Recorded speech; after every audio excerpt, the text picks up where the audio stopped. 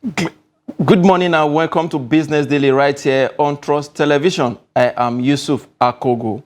Fuel subsidy has made e-vehicles unattractive to Nigeria. That is according to World Bank. And of course, the World Bank has also projected that Nigeria's inflation rate will rise to about 25% when the figure is released later this month by the National Bureau of Statistics. Welcome to Business Daily. Let's take our top stories.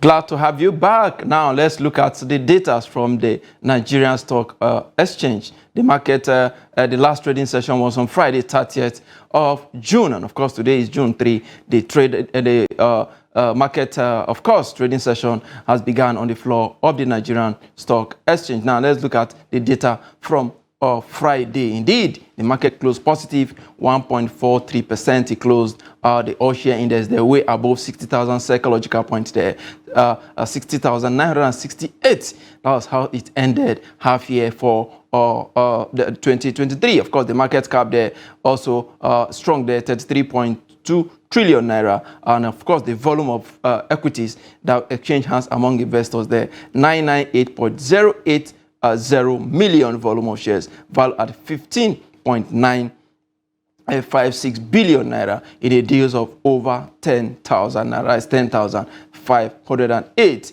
exchange hands among investors on the floor. Indeed, the foreign investors are beginning to come back to the market following the new policies by the new administration. Of course, the exchange rate unification is indeed one of the policies that the foreign investors have actually been talking about for a very, very long time. They have their issues with the multiple exchange rates, but now that we're having a unified exchange rate, one exchange rate for everybody, irrespective of whatever you want to buy, now the foreign investors feel comfortable to come back into the market, not taking anything away from domestic investors who still control 76% of the market activities on the floor there. We'll look at the gainers for the day. Of course, we have the like of PZ. PZ closing positive there. They gained 10% to close at 22 naira there.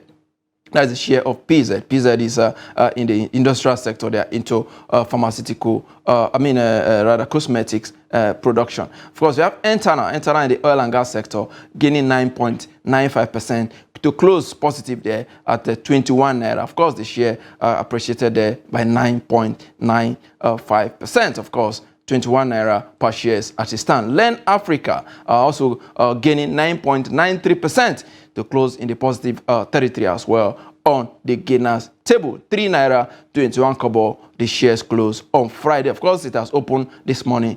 Trading is ongoing on all of these stocks. So let's look at the losers for the day. The like of Farm Deco.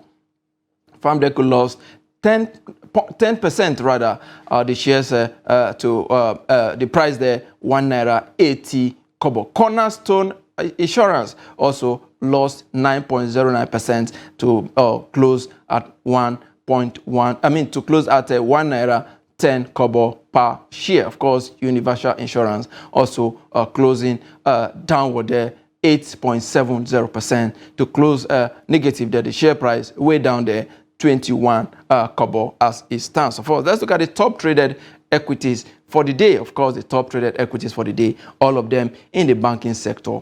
Access Bank Holdings, 255 million shares. FCMB, 97.2 million shares. And of course, United Bank for Africa, 90.6 million volume of shares actually exchange hands among investors. Of course, the banking sector has really, in a way, controlling the market because of the liquidity in that sector. And of course, the price of the shares are not really as expensive as some of the conglomerates that you would think.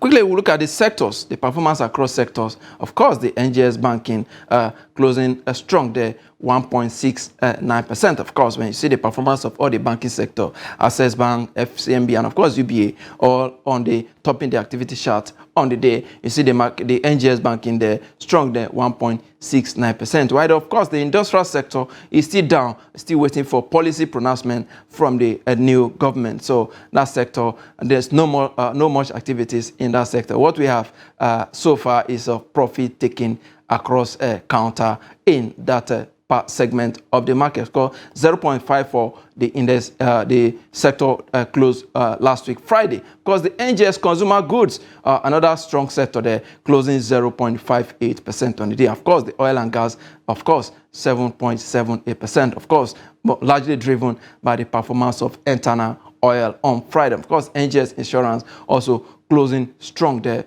0.09% indeed. What an interesting performance for four of the sectors are actually closing positive, while one there, the industrial sector, closing in the negative territory. Let's look at the performance of the market in the first, of course, half of the year. Of course, the equity, like we said earlier, crossed 60,000 psychological basis points there. The last time we had this was before global meltdown of 2008, when we were way above 60,180 or thereabout. But again, at the beginning of the year, the equity was around 51,251 points. But again, as at now, as at the last Friday, when the first half of the year ended, it actually stand there 60,968.27 points there. It stand there. Of course, the market cap has also increased by about 5.3 trillion to now stand at 33.197 trillion. Of course, when the market started at the beginning of the year,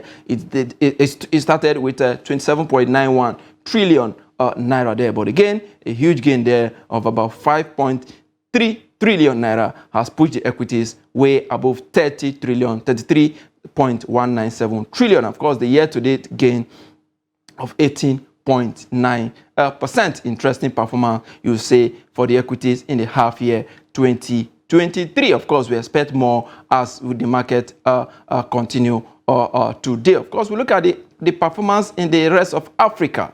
Let's look at the rest of equities from the rest of Africa. Of course, we have the like of GSE in Johannesburg Stock Exchange, also closing positive there, 0.03%. Of course, the GSE is one of the biggest markets in Africa. NSE Nairobi, negative 0.91%. Of course, the index there above 100 basis points. Of course, GSE in Ghana also closing positive, 0.05%. Indeed, interesting performance from the equities across the rest of Africa. Again, you look at the Kenya, we expect that, of course, there will be a rebound today as the trade resume, as people return from the Salah holidays. Of course, the holidays are over, and indeed, the market activities and, of course, business has resumed everywhere all around the world. And now we're going to take a very quick break. When we return, we're going to go into our discussion for the day. Don't go away.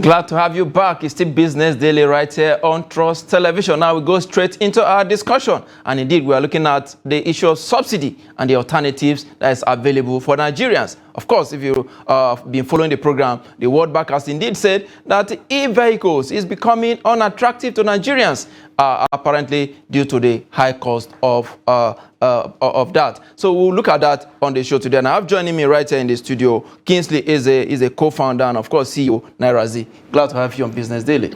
Thank you for having me. Yes, as a businessman, let's start from there. What does the subsidy removal means to you? For our line of business, obviously, it's a bittersweet experience.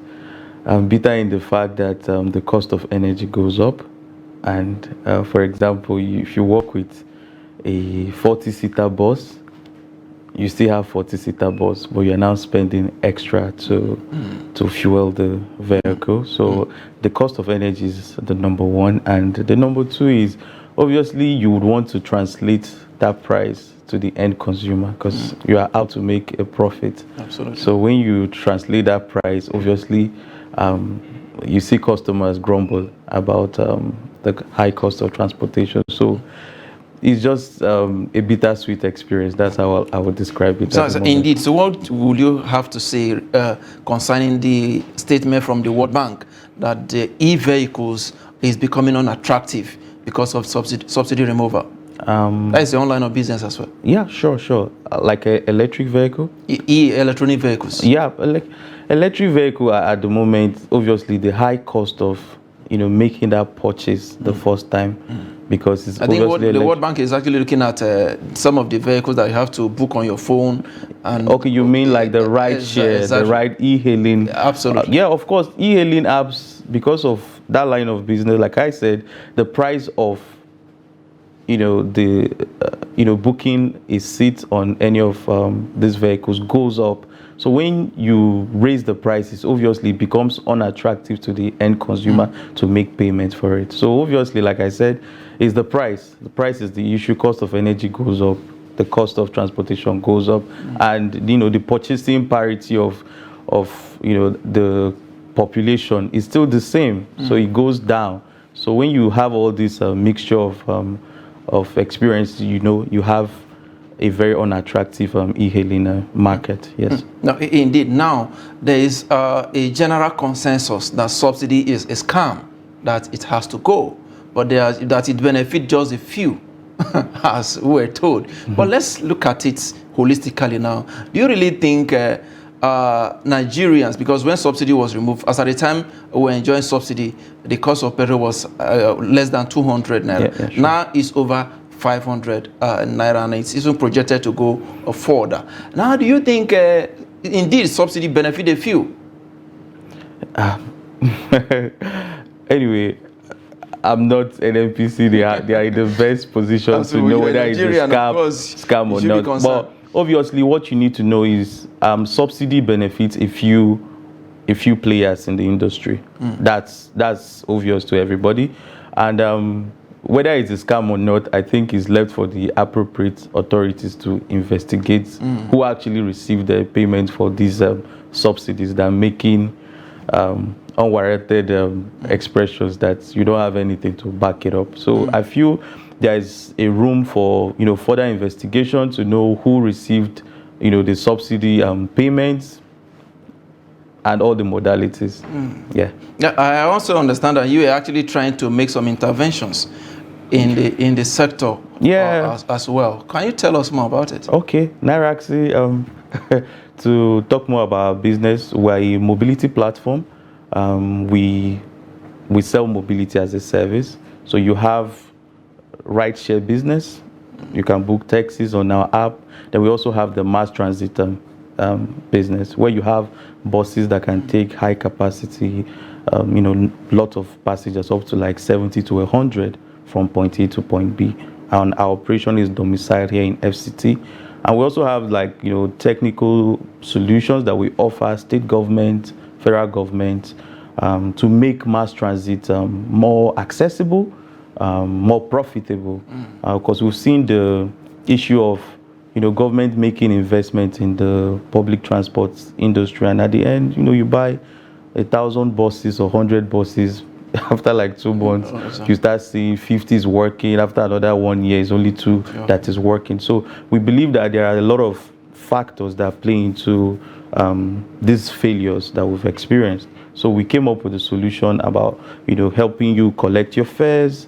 You have the fare collection system, you have the passenger count system, you have the cloud video monitoring system to help people make public transit affordable and accessible and profitable.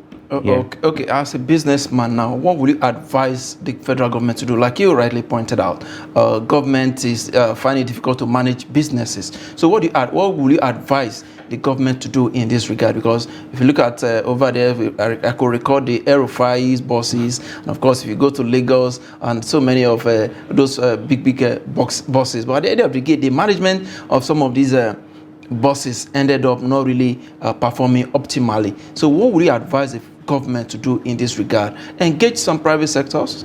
Yeah, obviously that has been the gospel we've been championing. Personally, we call for a public-private partnership, hand in glove, hand in hand.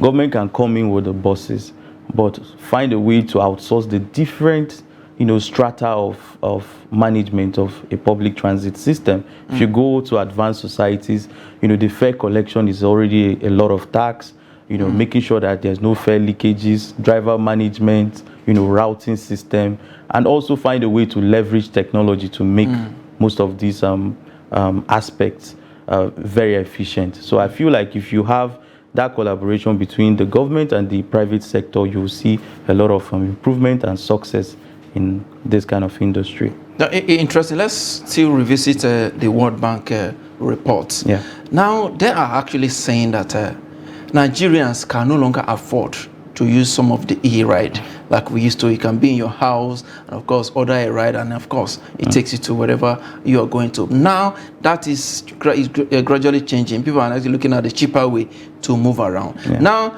as somebody who is directly into the business, to what extent would this impact your business?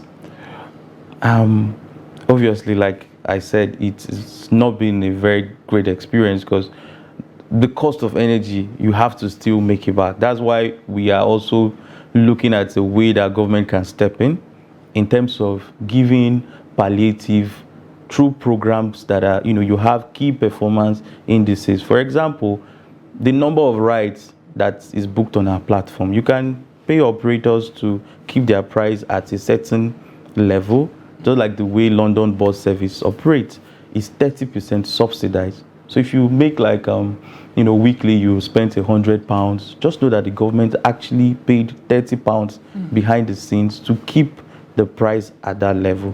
So when cost of energy goes up, somebody has to pay for it and the system has to run. So if it is unaffordable at the moment, and once you are booking a ride, you're seeing that you got 30% off, courtesy of, so it becomes, dividends of the fuel subsidy removal, and you can track it. It's no more like generic while subsidizing fuel. So you will spend less and you have better services. Yeah, services. Oh, okay. So to what extent can we actually learn from some of these things or try to even replicate them here?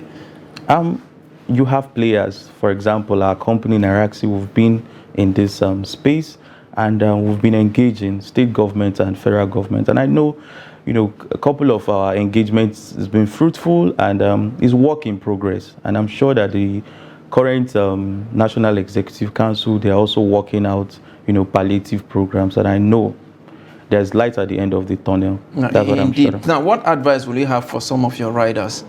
Some riders, rather, some are actually thinking of going the way of electric vehicle. Some are looking at CNG, option. Yeah. So what advice would you have for them? Is it the right way to go, or would this in any way make the demand for fuel crash at the end of the day? For alternative fuel, I would, obviously there's room for Nigeria to adopt, or drivers to think of alternative fuel like CNG. For me personally, I would see CNG as the low-hanging fruit because Nigeria has abundant LPG, CNG, and all the rest. But what we lack is the infrastructure to distribute it. It's not everywhere you can see CNG. It's just a few selected fuel stations that help you with that. Now, the second barrier is the cost of conversion, which is, having like, technical know-how of companies that can do it safely, because this is gas, it can blow up. You've seen lots of videos where CNG, so it can be very extremely dangerous to handle. So you also need like a framework to make sure that there are companies that are well suited for CNG conversion. For electrification, I would personally tell you that Nigeria is not yet ready for electrification of our transit system. Maybe 5 years, 10 years down the line. Because America, they are still struggling with having enough charging infrastructure. Talk more of Nigeria that we're battling with 4,000 megawatts. Indeed, we'll have this discussion again another day. Kingsley Eze, co-founder and CEO Naira's. I must thank you for your time on Business Daily. Thank you. Appreciate your time. Thank you for having me. Yeah, with that is a wrap on Business Daily today. Join us tomorrow for more. I am Yusuf Akogun.